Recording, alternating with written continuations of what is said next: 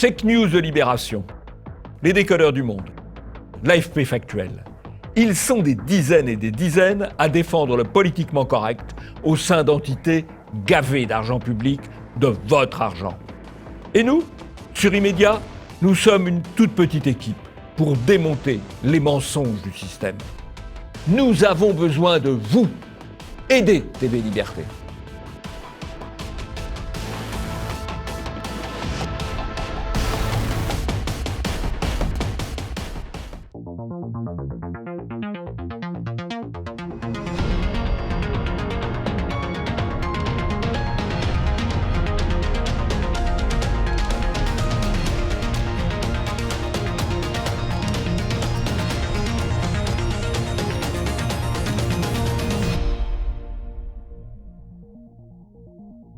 Bonjour à tous et bienvenue dans ce nouvel Immédiat largement dédié à la question des élections américaines. Bonjour Jean-Yves. Bonjour Nicolas. Et je vous rappelle qu'il est très important de vous abonner à la nouvelle chaîne dédiée à Immédiat, Immédiat TV Liberté. Et n'hésitez pas à relayer au maximum cette vidéo autour de vous. Au sommaire, aujourd'hui, nous commencerons par l'image de la semaine, celle du général de Gaulle qui fascine toujours autant 50 ans après sa mort. Nous analyserons ensuite les mensonges médiatiques quant à la prétendue absence de fraude électorale aux États-Unis. Puis nous aurons bien entendu notre revue de presse hebdomadaire. Et nous conclurons ce Immédiat en revenant sur l'incroyable hystérie médiatique contre Donald Trump. Immédiat numéro 322, c'est parti.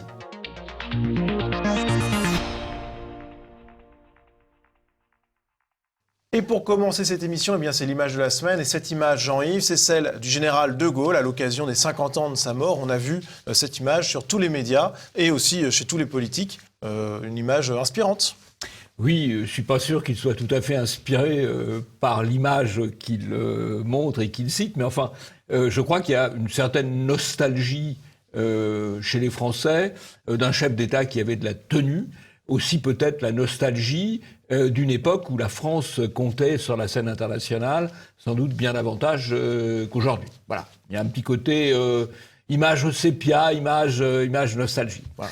Alors il y a eu évidemment des polémiques liées à ça, parce qu'aujourd'hui tout est sujet à polémique, avec par exemple la Ligue de défense noire africaine, qui a tweeté le général de Gaulle, le criminel raciste et responsable de la mort de millions d'Africains. La Ligue de défense nord-africaine ira cracher sur sa tombe prochainement au nom des martyrs africains qui méritent qu'on cache cet odieux personnage génocidaire.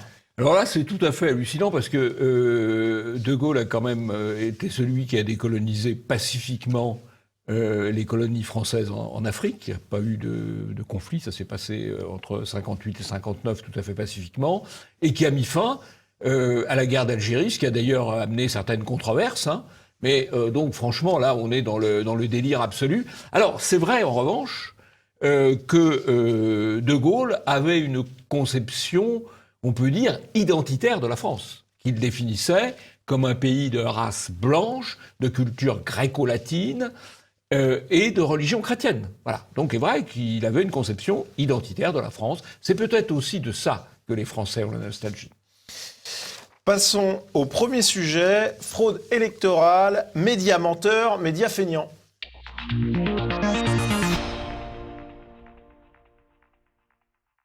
Ce samedi 7 novembre, les médias américains ont annoncé la victoire de Joe Biden. Ils ont été très vite suivis par les médias français. Joe Biden, élu président des États-Unis, annonce de la chaîne CNN, suivi d'autres médias. Joe Biden, élu 46e président des États-Unis. Après 4 jours de suspense, l'ancien vice-président de Barack Obama remporte la victoire. Annonce faite par les plus grandes chaînes de télévision du pays. Alors cette annonce, elle a aussi été reprise par les médias papier, avec par exemple Libération ou encore Le Figaro. Joe Biden, élu président des États-Unis. Sauf que Jean-Yves, c'est peut-être un petit peu plus compliqué que ça. Il y a déjà, le titre du Figaro dit « Il est élu ». Et le sous-titre dit « Les médias l'ont déclaré vainqueur ». Donc on a affaire en fait à un coup d'État médiatique américain, un coup d'État médiatique mondial, ou en tout cas une partie des États suivent, notamment les États européens. La réalité est différente. Qu'est-ce qu'un président élu aux États-Unis, c'est-à-dire celui qui est amené à entrer en fonction en janvier de l'année qui suit l'élection? C'est quelqu'un qui a obtenu de manière définitive plus de 270 électeurs, ou dont l'adversaire a reconnu que l'élection était pliée et que c'était bien lui le vainqueur. Or, Trump n'a absolument pas reconnu cela et Biden n'a absolument pas obtenu officiellement aujourd'hui plus de 270 électeurs. Donc il n'est pas président élu. Il faut attendre probablement le 14 décembre pour le dire. Alors c'est là où c'est extraordinaire et où on voit qu'on est dans une société orwellienne. C'est que Wikipédia, qui donnait comme définition du président élu, celle que je viens de donner, en précisant que pour être président élu, il ne fallait pas qu'il y ait de contestation électorale non aboutie, non éliminée, non traitée. Et après l'élection, entre guillemets, la déclaration d'élection de Joe Biden, on a supprimé cette petite mention. Et donc le président élu est celui qui est déclaré comme tel par les médias. C'est peut-être un tout petit peu plus compliqué. Alors, cette fraude de Wikipédia nous amène à la grande question qui agite les médias et les rédactions, peut-être pas d'ailleurs autant qu'elles le devraient, on va le voir, celle de la fraude électorale, puisque, eh bien, on le voit par exemple avec l'Express, Donald Trump continue de dénoncer une fraude électorale, et les médias français ont moqué cette dénonciation, clairement, l'ont considérée en tout cas comme absolument pas prouvée. Et on a vu outre-Atlantique le New York Times, le prestigieux média, titré des officiels des élections dans tout le pays n'ont trouvé aucune fraude. Le terme, c'est bien no fraude. Sauf que, Jean-Yves, il y a bien un soupçon réel de fraude. Et d'ailleurs, on le voit avec ce même New York Times qui, dans un tweet, déclare la même chose. Il n'y a pas de preuves pour supporter les accusations de fraude, en citant en fait un officiel qui lui déclare « Il n'y a pas de preuves présentées pour le moment de fraude massive ». Donc c'est pas du tout la même chose. Entre pas de preuves du tout et pas de preuves pour le moment de fraude massive, il y a une grosse différence. Et il est évident qu'il y a une différence entre fraude et fraude massive et que pour les preuves, il faut du temps. Je veux dire, c'est impossible d'apporter des preuves juridiquement solides en quelques heures, en quelques jours. Il faut rassembler les éléments et bâtir ensuite la contestation juridique. Alors, franchement, des fraudes aux États-Unis, c'est quand même pas très nouveau. Il y a eu en 1982 une fraude à Chicago pour le poste de gouverneur de l'Illinois, où il y a eu 58 personnes condamnées, et il y a eu 100 000 votes frauduleux, juste pour Chicago. Alors Chicago, c'est à la fois la ville d'Al Capone, il y a un certain temps, et plus récemment la ville d'Obama. Ouais, je termine là-dessus. Juste pour abonder dans votre sens, on s'est renseigné sur les conclusions du procès en l'occurrence, et les termes sont clairs. Les preuves que dans certains quartiers de Chicago, la fraude est routinière ont été nombreuses. Donc la fraude est qualifiée de routinière à Chicago. Et avec la conclusion finale, la fraude électorale est comme un cancer. Donc c'est... Oui, et ben là, l'Illinois, en l'occurrence, n'est pas controversé, puisque la fraude a dû être suffisante pour que le problème ne se pose pas. Alors, il y a aussi dans les États les plus concernés par la fraude, il y a la Pennsylvanie, où la fraude électorale est tout à fait un sport électoral normal, presque reconnu pour les Jeux Olympiques. Il y a eu récemment, au début de cette année, le président du groupe des démocrates au Sénat de Pennsylvanie. L'ancien président. L'ancien président. Un personnage important qui a été condamné et, je crois, emprisonné pour fraude électorale. C'est récent, ça date de cette année. On ne peut pas dire que ce soit une culture ancienne. Voilà. Et puis, il y a évidemment toute une série de soupçons de fraude électorale. Il y a d'abord un soupçon sur les logiciels. Voilà. Il y a le logiciel Dominion, qui est très répandu dans beaucoup de comtés des États-Unis et qui est particulièrement répandu, c'est sans doute un hasard, une malheureuse coïncidence, dans les États les plus disputés. La Pennsylvanie, le Michigan, le Wisconsin et une partie de la Géorgie. Donc ça, c'est quand même assez préoccupant. Et ce qui est intéressant sur ce logiciel, c'est qu'on a retrouvé On a fait un travail que auraient peut-être dû faire d'ailleurs les journalistes dominants, on le verra par la suite, mais on a retrouvé on a recherché un petit peu s'il y avait eu déjà des contestations par rapport à cette entreprise, et il s'avère qu'en décembre dernier, Jean-Yves, eh bien, des 4 sénateurs démocrates ont adressé un courrier au président de cette entreprise dans lequel ils déclaraient certaines entreprises gérées par des compagnies de votre type ont depuis longtemps privilégié le confort à la sécurisation, laissant le système de vote du pays vulnérable à des problèmes de sécurité. Et les sénateurs démocrates enchaînent. Le système de vote de notre pays est sérieusement menacé. Les vendeurs de machines de vote négligent l'innovation et l'amélioration de ces systèmes, ce qui présente un risque en augmentation, un risque pourtant évitable. Et qui n'a pas été évité. Et cette lettre adressée donc au patron de Dominion, on n'en a pas entendu parler, elle montre qu'il y a des cas possibles de manquement aux sécurités. Et c'était à l'époque par rapport à la menace de l'ingérence russe dans les élections. Bon, c'est peut-être pas la seule ingérence possible dans les élections. On peut le craindre. Alors ensuite, il y a le vote par correspondance, qui a été massif. Vous savez que le vote par correspondance, on en a déjà parlé, a été supprimé en France en 1975, précisément pour éviter la fraude électorale. Là, il a été massif. Ça permet beaucoup de choses. On va pas revenir là-dessus, on en a déjà parlé.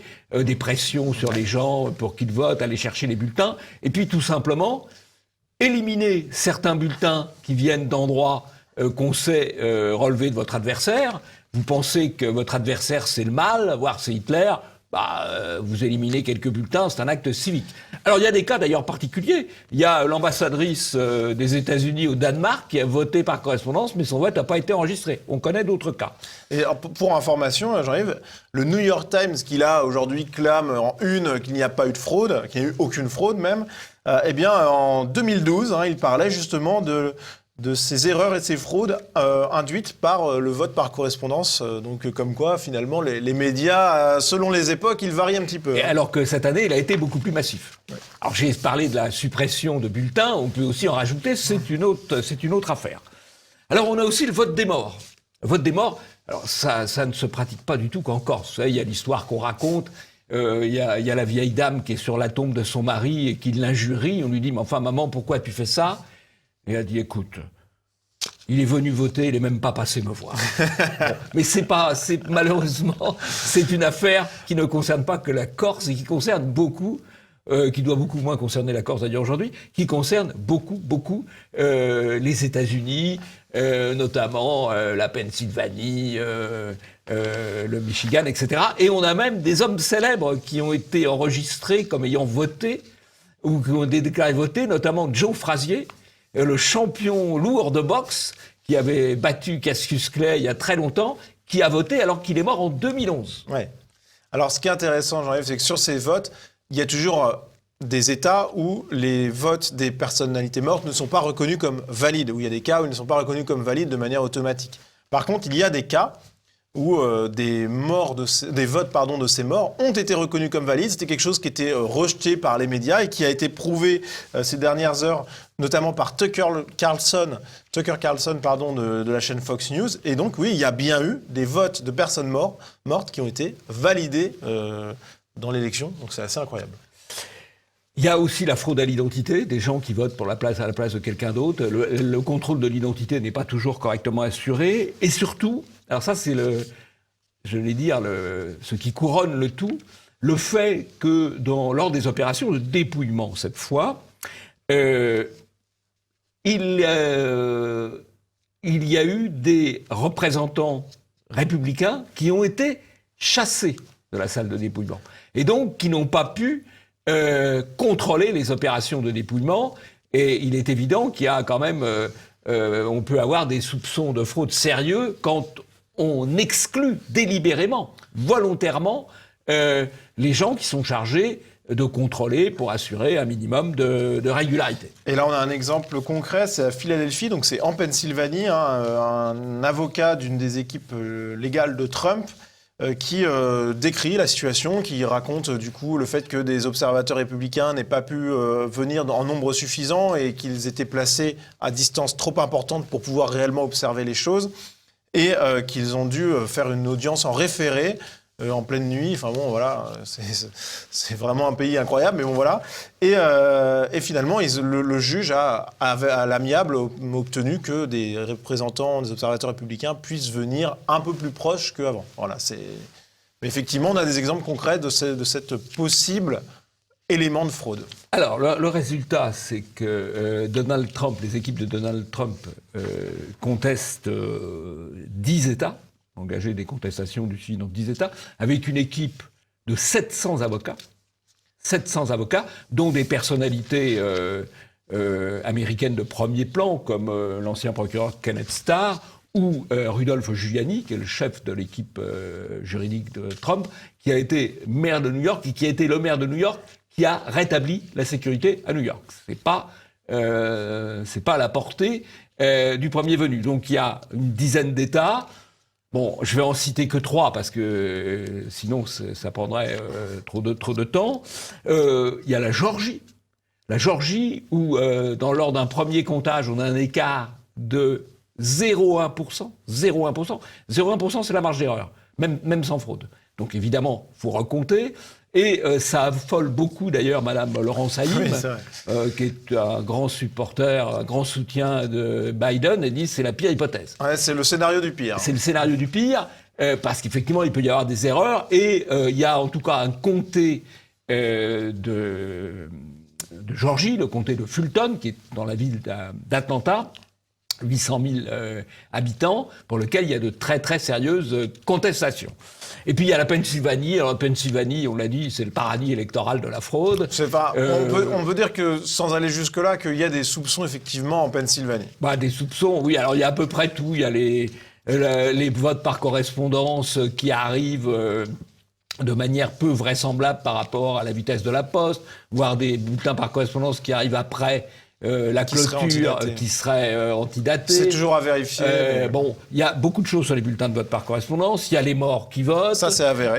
Il y a l'absence de contrôle de la part des républicains, à la fois à Philadelphie, dans certains bureaux de vote, dans certains centres de vote, à la fois à Philadelphie et à Pittsburgh.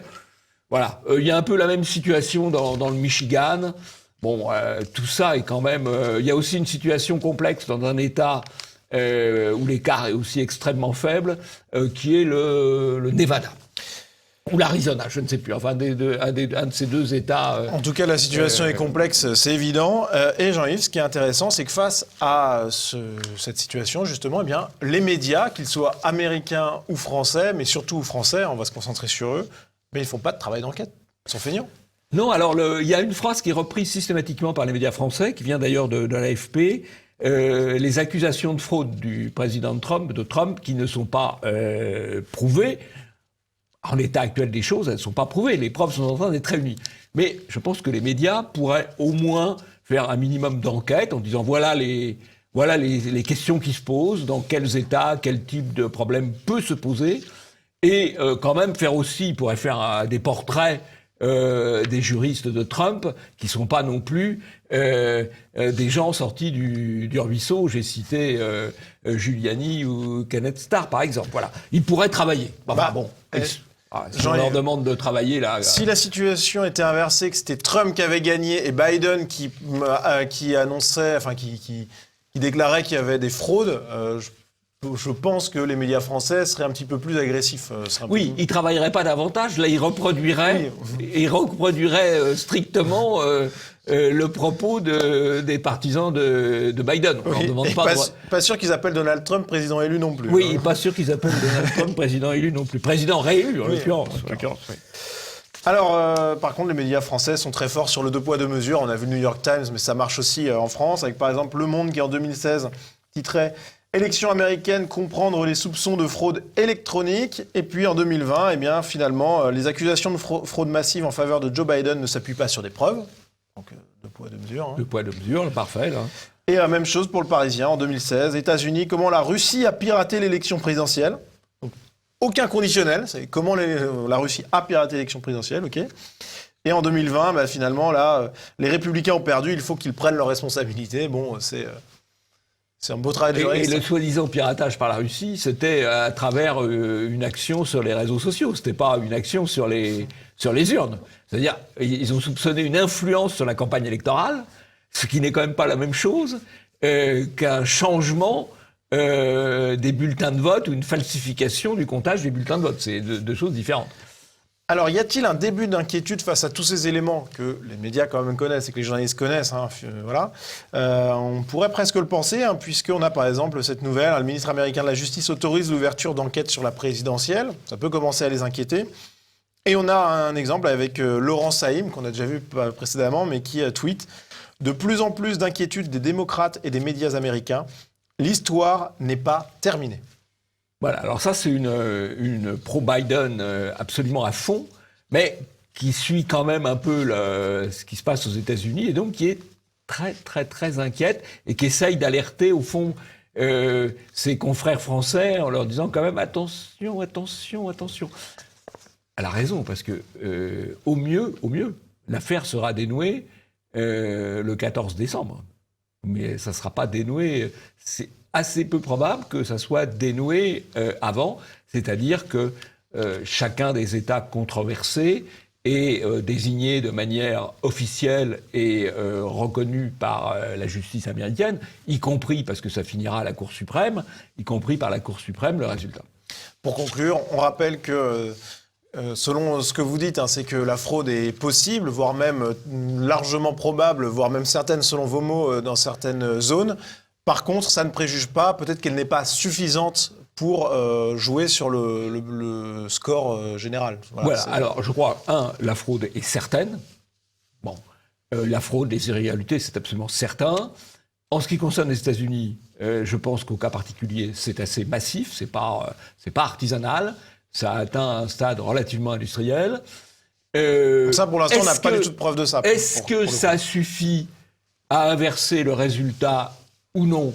Ça, c'est difficile de le dire aujourd'hui avec les éléments dont nous disposons. Et est-ce que, si dans les faits, ça a inversé le résultat, est-ce que les équipes de Trump parviendront à le prouver et à le faire valoir devant les tribunaux? C'est pas complètement évident. Je prends un exemple français cette fois. En 95, les comptes de campagne de Jacques Chirac étaient frauduleux. Le Conseil constitutionnel l'a constaté et a décidé de les valider parce que ça aurait été un trop grand bouleversement de dire, en l'occurrence quelques mois après l'élection du président, que l'élection était faussée. Roland Dumas, président du Conseil constitutionnel, a raconté l'histoire. Voilà. Donc la Cour suprême, elle se prononcera aussi en fonction de considérations qui peuvent être des considérations politiques. C'est d'ailleurs pour ça qu'il y a une pression médiatique si forte et une pression des réseaux sociaux si forte, c'est pour influencer la justice. On suivra ça dans les prochains numéros d'Immédiat. Passons à la revue de presse.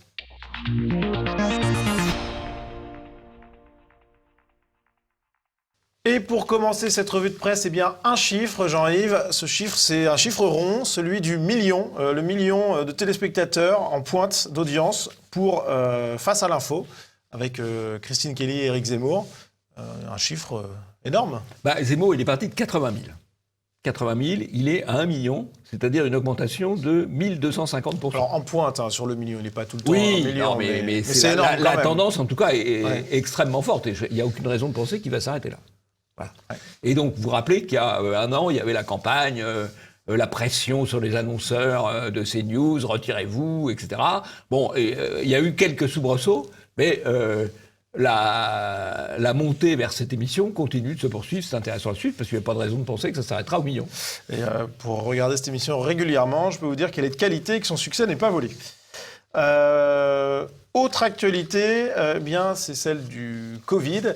Avec cette simple question, Noël doit-il être annulé? C'est l'avis de quelques spécialistes. Je ne sais même pas s'il faut sauver Noël en réalité pour deux raisons. La première, c'est quand j'en parle à mes patients, j'ai des patients sous chimiothérapie, donc qui sont à très haut risque de faire une forme grave du Covid, qui sont parfois âgés, et que je leur dis cette année, c'est vraiment le moment d'annuler Noël, et qu'ils me répondent de façon assez nette qu'il en est hors de question. Donc ça, c'est le premier élément. Je suis pas sûr que la discipline collective soit vraiment au rendez-vous.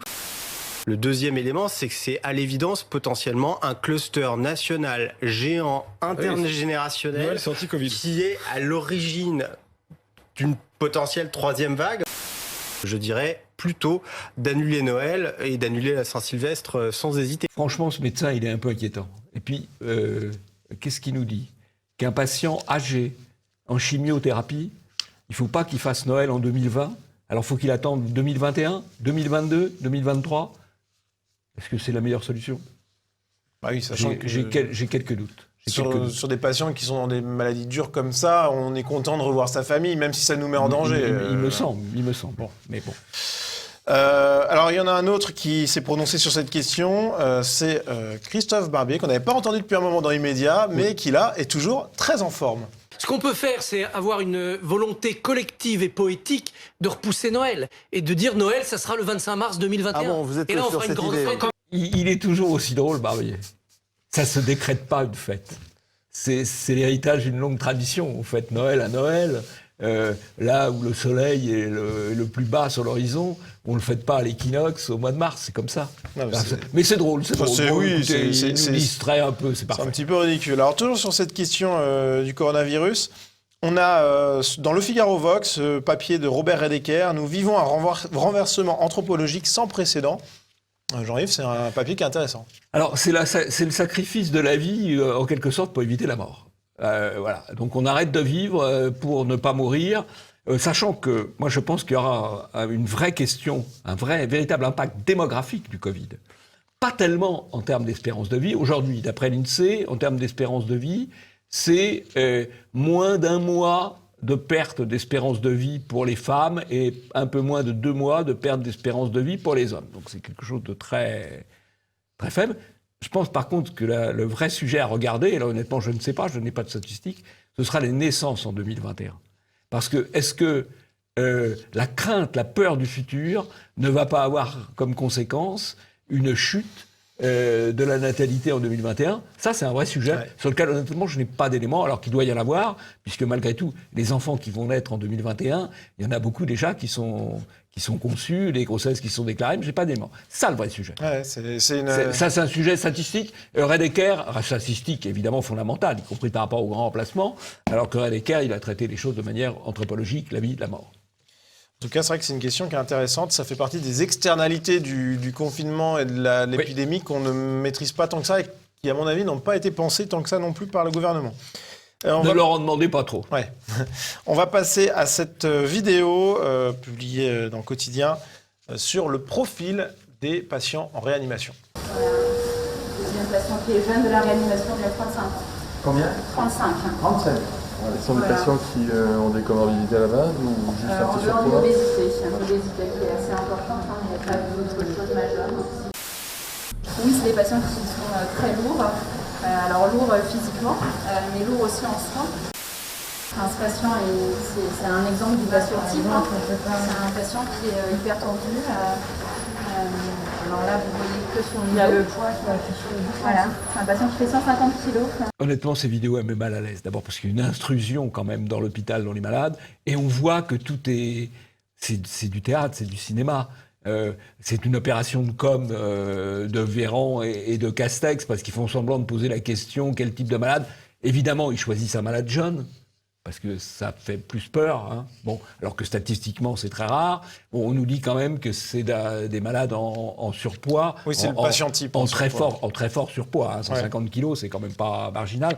Bon, ça m'amène quand même à une remarque, puisque l'obésité, le surpoids est une des causes de pathologie, c'est sûr.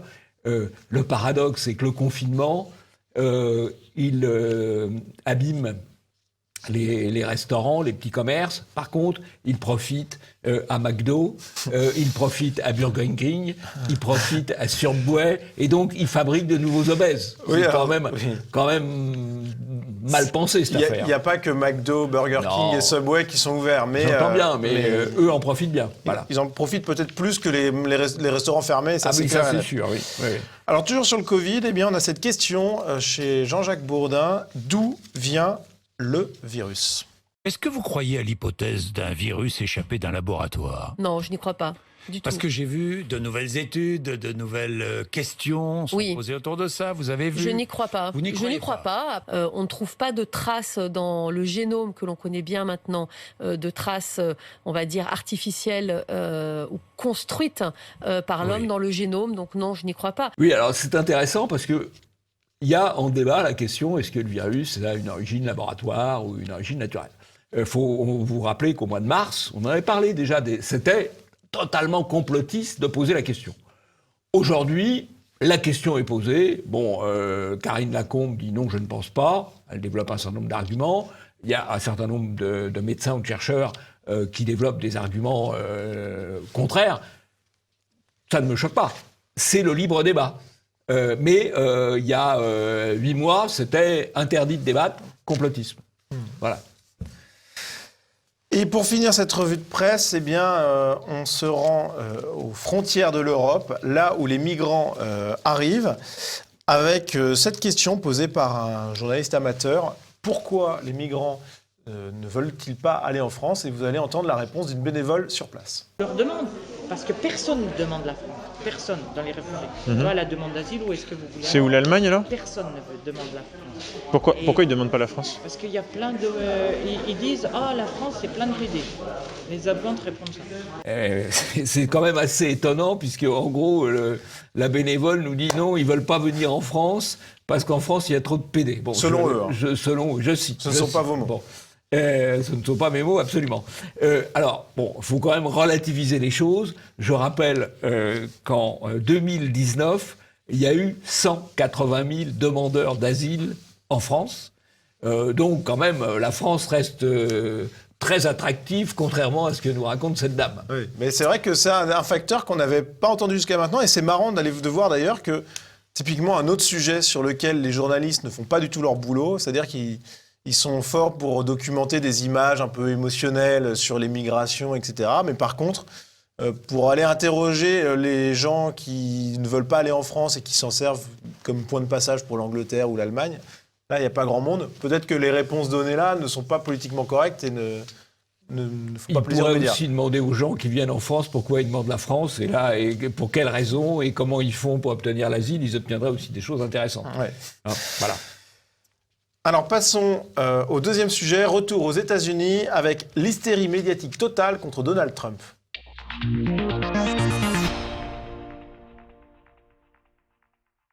Retour juste après l'annonce médiatique de l'élection de Joe Biden, et les journalistes sont évidemment en transe. On a Jérôme Cartillier qui tweet samedi...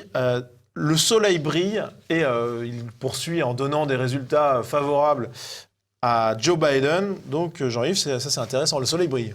Le soleil brille, c'est pas n'importe qui, c'est le correspondant de l'AFP à la Maison-Blanche. C'est-à-dire, en gros, le type payé par nos impôts qui fait tous les papiers qu'on retrouve ensuite dans le Figaro, dans Le Monde, dans Libération. C'est lui la source, on peut dire quasi unique, en tout cas principale des médias français, et on voit de quel côté il le penche, et non seulement il penche, mais il le dit. Ouais, clairement. Et un autre qui le dit, c'est Brice Couturier qui déclare bien joué les gars, maintenant qu'on nous débarrasse de Bolsonaro, Erdogan, Poutine, Maduro, etc. Avec un tweet qui suit. Les USA ont toujours préfiguré les tournants politiques qui finissent par influencer le reste du monde. C'est peut-être le moment de voir refluer la vague populiste qui a anesthésié certaines démocraties et failli en précipiter d'autres dans la guerre civile. Alors je crois que là, indépendamment du côté militant de ce journaliste subventionné de France Culture, il y a un contresens. Parce que ce qui est frappant pour tous les observateurs un peu honnêtes, c'est qu'au contraire, ça prouve l'enracinement du populisme trumpien et l'enracinement du populisme dans les pays occidentaux, on va dire. Donc il se trompe. Et donc s'il y a un tournant politique, c'est celui-là.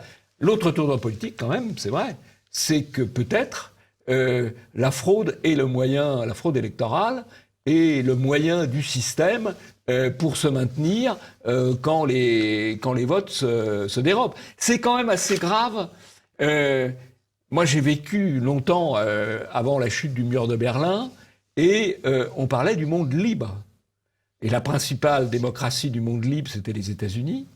Et on voit qu'aujourd'hui, le monde libre, c'est celui où les médias ne sont plus libres. Le monde libre, l'ancien monde libre, où les médias ne sont plus libres. Et où les élections ne sont plus tout à fait garanties, à supposer qu'elles l'aient jamais été.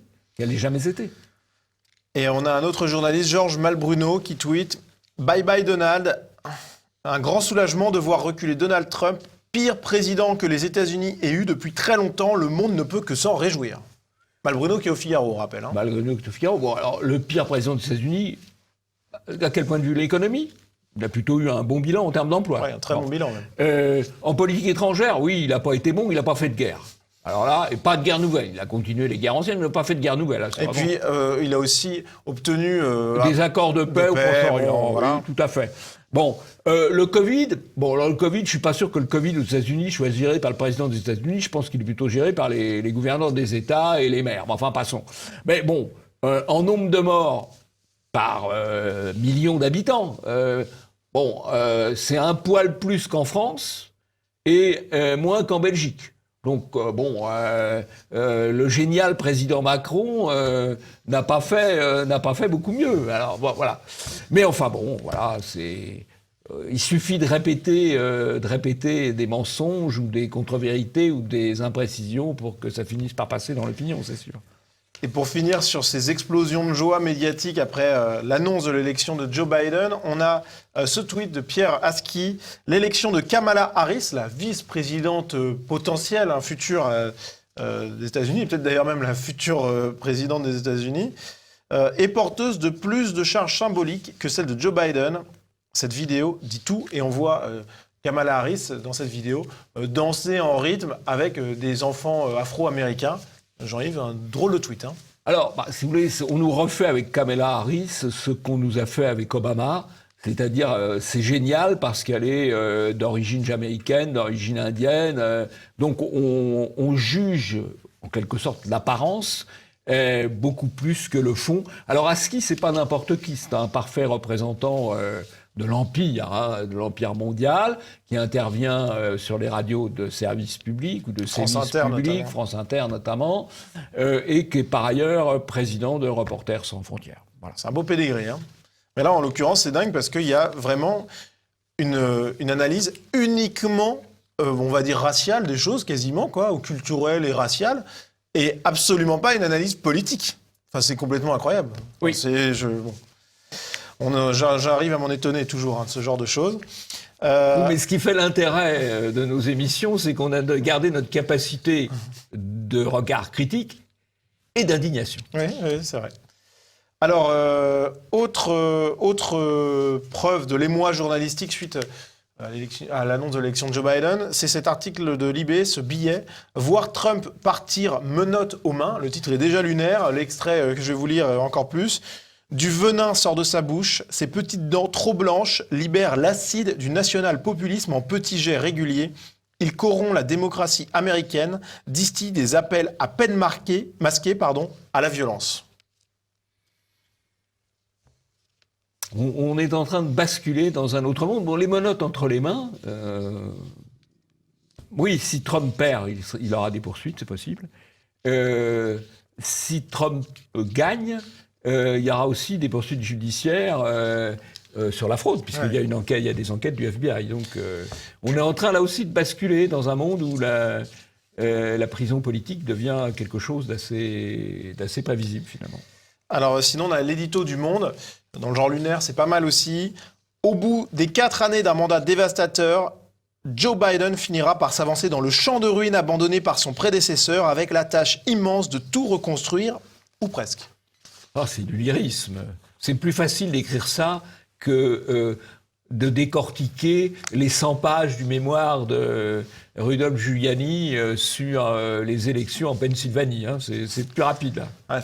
Moins de boulot, là. C'est quand même assez délirant. Et toujours dans cette veine, on a Sud-Ouest. Pourquoi Donald Trump refuse-t-il d'admettre sa défaite ? Psychanalyse d'un narcissique néfaste, tout simplement. Donc c'est assez incroyable. Aux États-Unis, les journalistes ne sont pas beaucoup mieux. On a des journalistes qui ont affirmé que les cloches des églises de Paris ont sonné pour célébrer la victoire de Joe Biden. Sauf que Jean-Yves, c'était absolument pas pour ça. Donc folie médiatique aussi aux États-Unis. Oui. Et un petit peu moins amusant, on a la coupure du discours de Donald Trump. MSNBC, NBC et ABC ont interrompu le discours de Donald Trump, à la différence de CNN et de Fox News. On va voir l'interruption. I've already decisively won many critical states, including massive victories in Florida, Iowa, Indiana, Ohio. Okay, here we are again in the unusual position of not only interrupting the President of the United States, but correcting the President of the United States. Alors ça, c'est quand même absolument stupéfiant, quoi. Le président des États-Unis s'exprime, il exprime qu'il opère une contestation électorale, ce qui est quand même assez classique. Il y en a eu d'ailleurs dans l'histoire récente des États-Unis, y compris pour la présidentielle de 2000, où il y a eu une contestation électorale qui a duré plus de 3 semaines entre Bush et Al Gore, et on le coupe. Il y a aussi, c'est assez amusant, je trouve, il y a des tweets qui parlent de la contestation électorale, et Twitter met en dessous, il les supprime pas, il met en dessous, attention, propos controversés. Bah oui, ça c'est sûr que quand il y a une contestation électorale, il y a 2 points de vue différents qui s'expriment, qui peuvent d'ailleurs avoir chacun une part de vérité, parce que certaines accusations peuvent être justifiées et d'autres non. Donc forcément qu'il y a une contestation, c'est la base. Sauf que Twitter met plus, enfin même tout le temps son petit sigle information controversée dans le cas des républicains contre les démocrates, voilà, et pas l'inverse. Exactement, oui. Et puis je veux dire, un tweet, c'est dans la nature d'un tweet d'être controversé. Enfin, c'est fou, quoi. Alors, pour finir, on a ces menaces des journalistes américains. On a par exemple Jake Tapper, grand journaliste américain, qui tweet à propos des sympathisants de Donald Trump qui n'acceptent pas leur défaite. Il faut penser à la manière dont les futurs employeurs pourraient voir votre personne, votre attitude. Voilà, donc Jean-Yves, c'est un petit peu inquiétant quand même. Alors ça, c'est du fichage. On va ficher les gens qui ont pris position dans la campagne électorale en faveur de Trump, ou pour dire il y a eu des fraudes. On va établir la liste. Et ensuite, vous aurez des petits commissaires politiques dans les administrations ou dans les entreprises qui diront attention, lui, il pense pas bien, on peut pas le prendre. C'est exactement ce qu'il y a dans les régimes totalitaires, parce que les régimes totalitaires, il n'y a pas que le goulag, il y a tout simplement l'interdit professionnel. Et donc, on est en train de monter en place un système d'interdit professionnel pour ceux qui pensent mal. C'est ce que j'appelle l'entreprise totalitaire. Très bien. Alors, avant de passer au coup de chapeau, on a quand même un 2 poids 2 mesures final pour clore l'émission qui est assez drôle, Jean-Yves. C'est les scènes de liesse populaires qui ont suivi, évidemment, dans les villes démocrates, l'annonce de l'élection de Joe Biden. Avec d'un côté donc Le Point qui titre « Soulagement, la liesse des participants de Joe Biden à Washington », Le Point avec AFP bien sûr, alors que Le Point, quelques jours plus tôt, titrait « Coronavirus, les meetings de Trump pourraient avoir causé la mort de 700 personnes ». Voilà, mais le Covid, il est sélectif, attention, attention, le Covid, il sait que les meetings de Trump, ça c'est bon pour lui, par contre les manifestations politiquement correctes, le Covid, il respecte, C'est pareil en France d'ailleurs, c'est pareil en France. C'est vrai. Le Covid, il est parfait, le Covid. C'est toujours du 2 poids 2 mesures journalistique, mais c'est assez incroyable. Il y a 2 poids, le Covid fait 2 poids 2 mesures aussi. Oui, tout à fait. Bon, eh bien c'est la fin de cette émission. Vous avez un coup de chapeau quand même. Oui, alors j'ai un coup de chapeau pour l'incorrect, je ne peux pas vous le montrer parce qu'il y a du vert de l'islam, parce que c'est consacré aux dhimmis, c'est-à-dire aux gens qui collaborent avec l'islam, qui sont les soumis de l'islam. Et il y a notamment, c'est assez intéressant, une rubrique qu'ils appellent les collabos, et où ils traitent les élus nationaux, les élus locaux, les médias, les associations, les entreprises, les professeurs, les artistes, les humoristes, qui ont fait le plus de zèle pour aider l'avancée de l'islamisation. Alors, il distingue la star, la capitaine et le meilleur espoir. Donc, il y a 3 catégories. C'est assez amusant, c'est assez bien fait. Et puis, ça participe du débat. Très bien, eh bien, c'est la fin de cette émission. Merci à vous de l'avoir suivi, relayez-la au maximum auprès de vos proches et de vos connaissances. Et puis, Jean-Yves, on se dit à la semaine prochaine. À la semaine prochaine.